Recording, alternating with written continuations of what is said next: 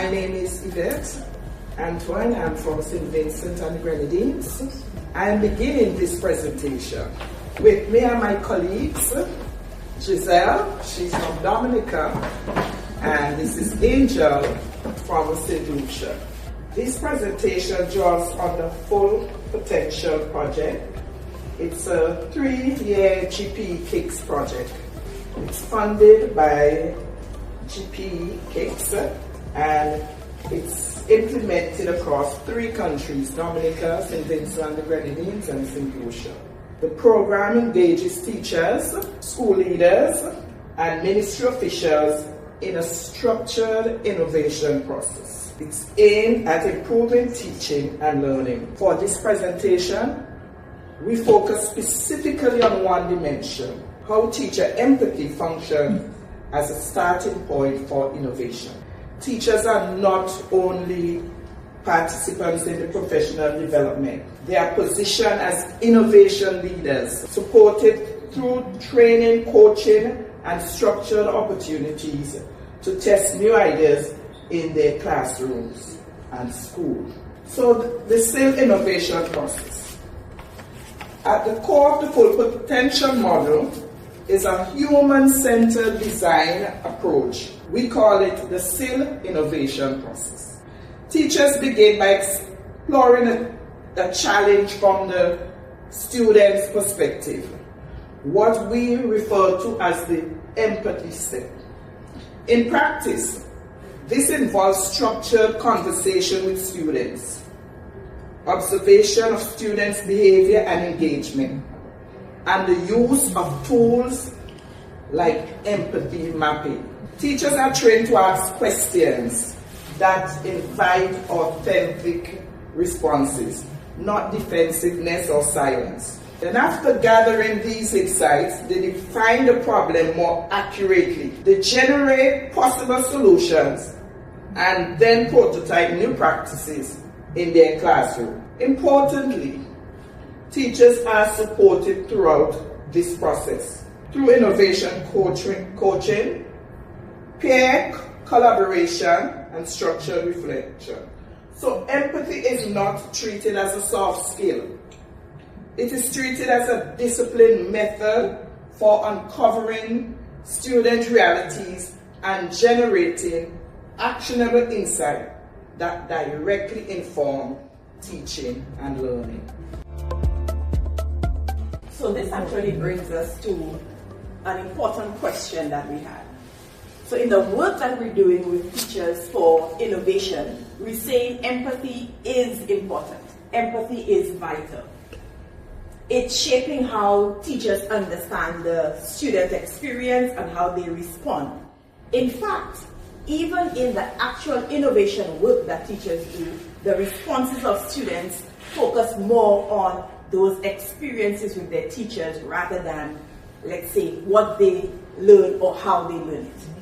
But when we look at the research, we're seeing that the picture about teacher empathy is a little less clear.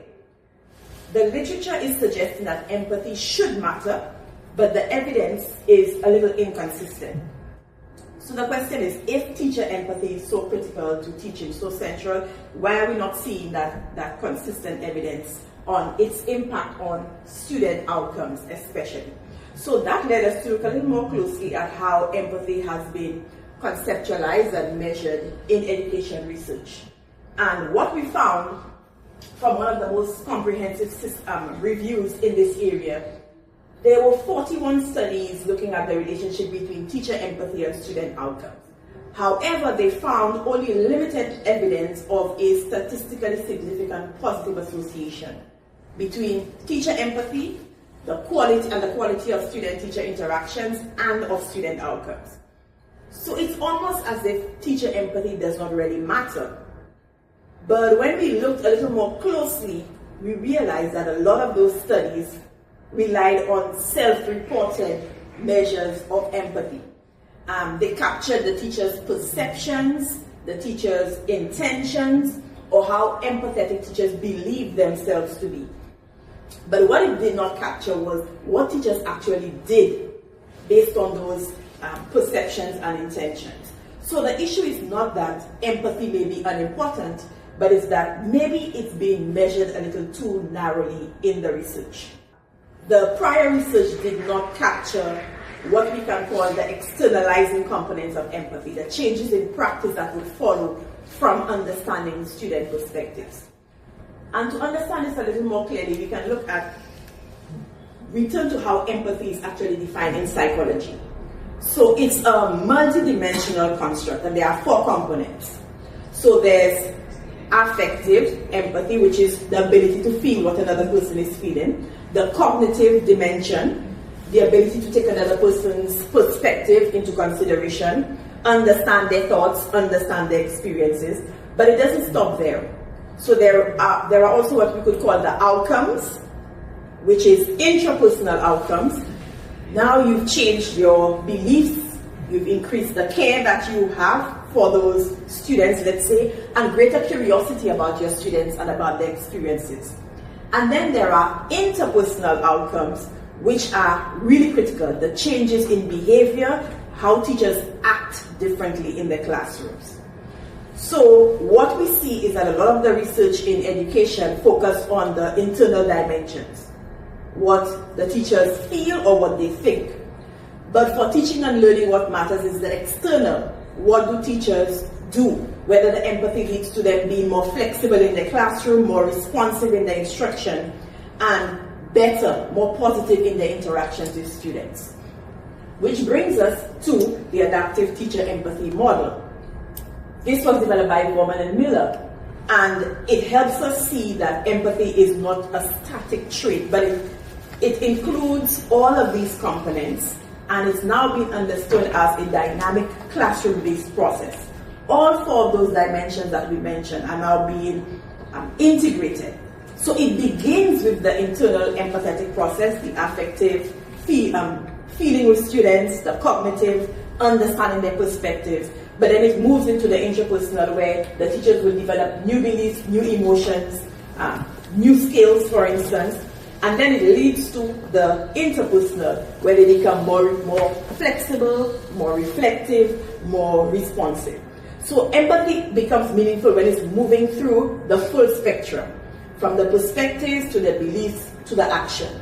And that's where our work in innovation is really connecting with that empathy process. Everyone, I'm Gezel from Dominica, Eastern Caribbean. Come visit us sometime. Okay, what we've learned so far, or what we've understood, is that empathy is more than just a feeling. It's more than how you feel, it's more than how the teacher feels. What I want to do now is show how this connects directly with our innovation process and what it looks like in practice. This slide shows the alignment between adaptive teacher empathy and the human-centered design process. And the key idea here is that these are not separate concepts, they are actually deeply connected. Teachers begin with the internal empathic processes.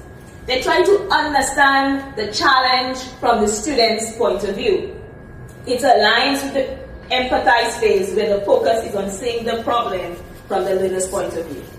Let us face it, the classrooms in which we sat as students is completely different from the classrooms in which students sit today. The landscape is different, the challenges are different, the distractions are more, the opportunities are more, yes, but the challenges are even greater for the students who are now sitting in those classrooms.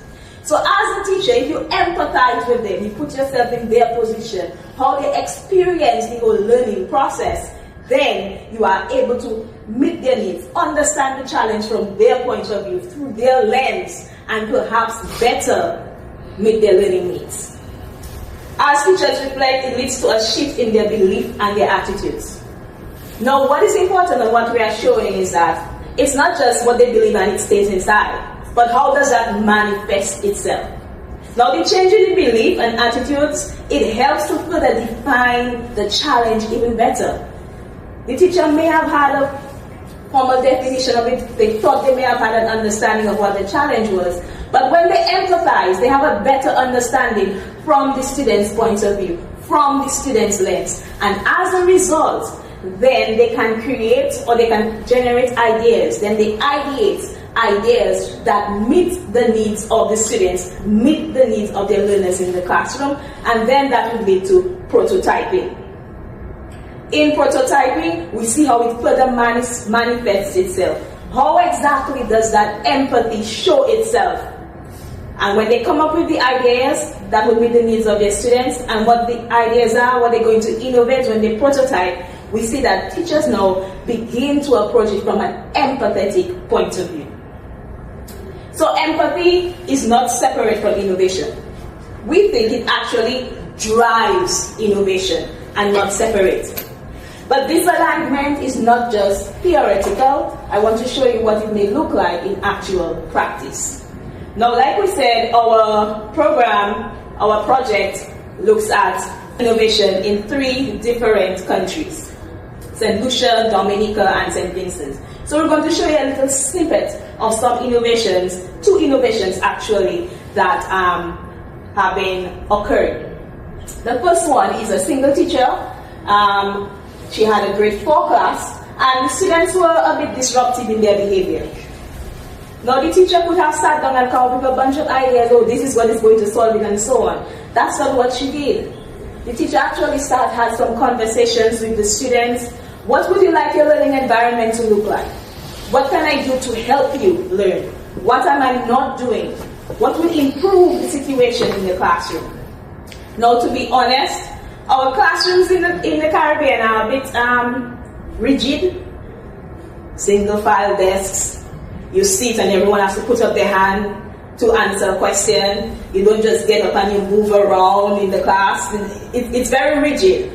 And she found that it wasn't because students were not necessarily interested, but they felt like they were cooped up. They needed more flexibility. So based on the response that she got from her students, she restructured the classroom. It became more collaborative. It became more flexible. So students could now move around within reason. We know our students can be a bit, but within reason, they were then allowed to move around, change their sitting. They could collaborate with their peers. They could have structured discussion. This allowed them to now take greater ownership of the learning and to be more actively involved in that learning process. And there was an improvement in engagement as well as their behavior in the classroom. So that teacher was able to get that information from the students and say, what can I do? And based on the information that she got, she restructured the class to meet their needs. In our second one, we have a principal and a teacher.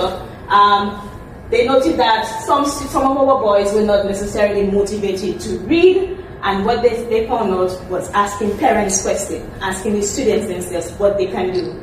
They found that sometimes the students were not necessarily interested in the content or the books that were available.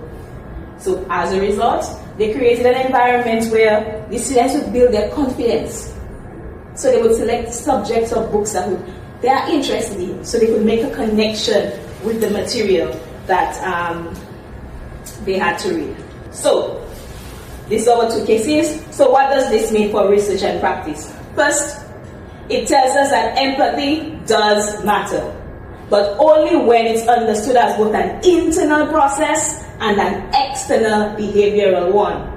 Second, it gives us a way to actually observe empathy. It's not an internal thing. Not through what teachers say, but through what they design, what they test, and what they actually change. And third, it challenges how we see teachers. Not just as implementers, like many of us were teachers at one point in time, not just as something sent down and they are implementers, but instead, teachers as designers, so designers of solutions grounded in the realities of their students.